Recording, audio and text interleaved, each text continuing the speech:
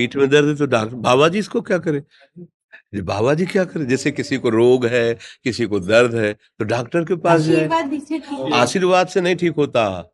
देखो बस वही समझ में नहीं आता, इसी भटकाओं में सब भटक रहे हो। कोई जंतुर बांध देगा, कोई आशीष, इसीलिए तुम सब अच्छे कर्म करो।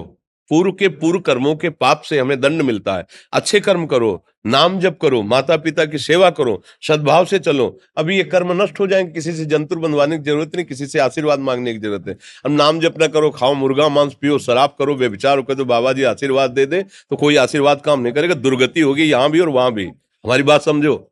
अब जरूर बुरा लगता है, सत्य विषय बुरा लगता है, पर अगर बच्चा सावधान हो जाओगे तो सुखी हो जाओगे। कोई भी हो, हम किसी एक के लिए बात नहीं करते, सबके लिए करते हैं। सब भागते हैं इस बात में कि बाबा जी आशीर्वाद दे, रोग रहित हो जाओ। कभी नहीं होगा, कभी नहीं होगा।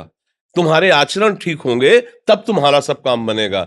हाँ अब देखो ना, खा रहे हैं जीवों को उबाल उबाल करके मांस, पी रहे हैं शराब, कर रहे हैं बेविचार, बुद्धि भ्रष्ट होगी और नष्ट होना पड़ेगा, क्योंकि आचरण गलत है। कोई आशीर्वाद किसी का काम नहीं करेगा।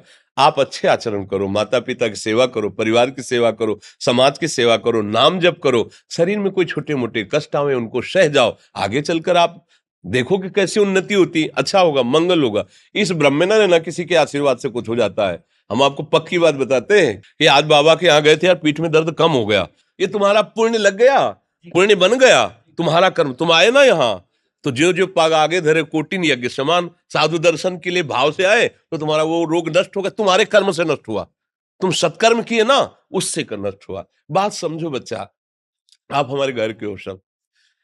आशीर्वाद देने से हम कई बार कहा कि अगर तुम सुखी हो जाओ तो हम किसी से न मिले, चुपचाप अपने कमरे में बैठे केवल आशीर्वाद देते रहे सबको। लेकिन नहीं सुखी होगे, सुखी होगे तुम अपने कर्म से। को न काहू के सुख दुख कर दाता, और निज कृत कर्म भोग सुन भ्राता। हे भाई, अपने कर्म का भोग ही आपको भोगना पड़ेगा। कोई भी तुम्हारे कर्म को नहीं मिटा सकता, एकमात्र भगवान। एकमात्र भगवान, मेरी बात मान लेना। उनकी शरण में और नाम जप करो, सब ठीक हो जाएगा। तुम्हारे भजन से होगा, तुम्हारे अच्छे आचरण से होगा, तुम्हारी धार्मिक प्रवृत्तियों से होगा।